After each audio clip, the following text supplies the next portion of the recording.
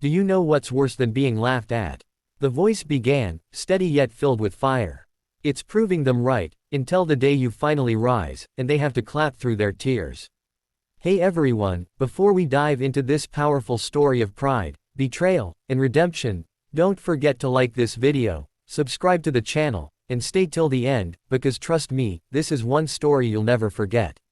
It all began when Amara Johnson, a soft-spoken, graceful black woman from Atlanta, fell deeply in love with Ethan Montgomery, the son of one of New York's most powerful business families. Ethan wasn't just handsome, he was kind, open-minded, and genuinely saw Amara for who she was: intelligent, compassionate, and strong. They met at an international tech conference where Amara presented her AI-driven education project, Bright Steps, aimed at giving underprivileged children access to advanced digital learning. Ethan, who worked in his family's finance firm, was mesmerized by her brilliance. Their love blossomed quickly. But when Ethan took Amara to meet his family, the Montgomerys, everything changed. The Montgomerys owned a multi-billion-dollar real estate and investment empire. They were known for their wealth and their arrogance. His mother, Victoria Montgomery, looked Amara up and down with a smirk. "So, this is the woman who's captured my son's heart. She's quite simple." His sister chuckled under her breath, and his father, Charles Montgomery, didn't even bother to shake Amara's hand properly. The servants were treated better than her that day.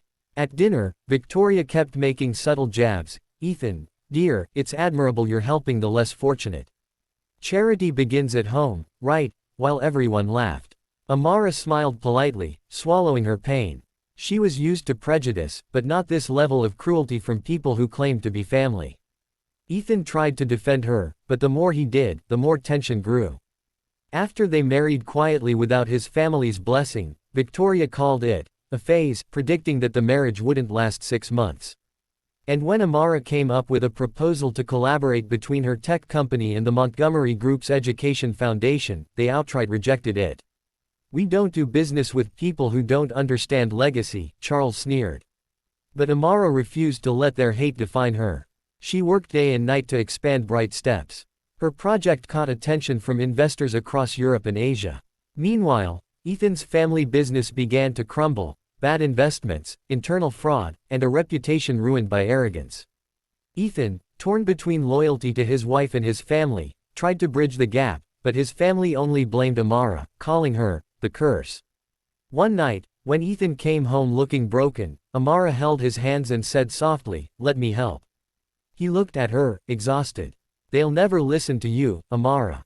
She smiled faintly. "Then I won't talk to them. I'll talk to their investors." And she did. Amara flew to Dubai to attend the Global Investment Forum. There, she gave a speech that would go viral, about dignity, opportunity, and what true leadership means. She spoke not about revenge, but about renewal.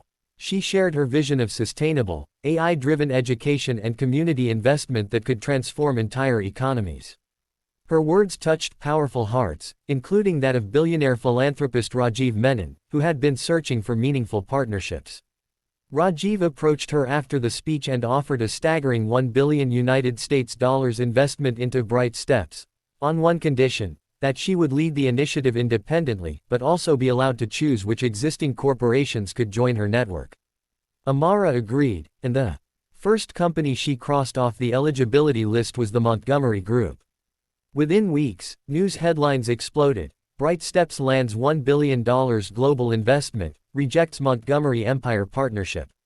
The Montgomerys were humiliated. Their stock plummeted, partners withdrew, and clients fled. The same family that once mocked her now begged for a meeting. Victoria arrived at Amara's office unannounced one afternoon, dressed in her signature pearls but with trembling hands. "Amara, please. We need your help." Her voice cracked for the first time. "The board is collapsing. We'll lose everything." Amara looked up from her desk calmly. "Do you remember the dinner, Mrs. Montgomery?" Victoria's eyes flickered with shame. "You said charity begins at home." "I agree." She picked up a file and handed it to her. "Here's a proposal, for the community centers your company ignored for years. If you're willing to invest in education for the underprivileged, maybe your legacy can still mean something." Victoria blinked, tears welling up. "You'd help us." Amara smiled softly. "I'm not helping you. I'm helping the people you refuse to see. That's what makes us different. In that moment, the power dynamics flipped entirely. The woman they once mocked became the force that could make, or break, their survival. The Montgomerys signed the partnership under Bright Step's terms, effectively becoming the junior partner to Amara's organization. The empire they once ruled was now under the leadership of the woman they laughed at. Months later, at an international conference, Ethan stood proudly by Amara's side as she received an award for Global Innovator of the Year. Cameras flashed as the crowd rose to its feet. Among them sat Victoria and Charles, clapping with forced smiles, but also with quiet respect. When the ceremony ended, Ethan whispered, "You did it, Amara." She turned to him, eyes glistening.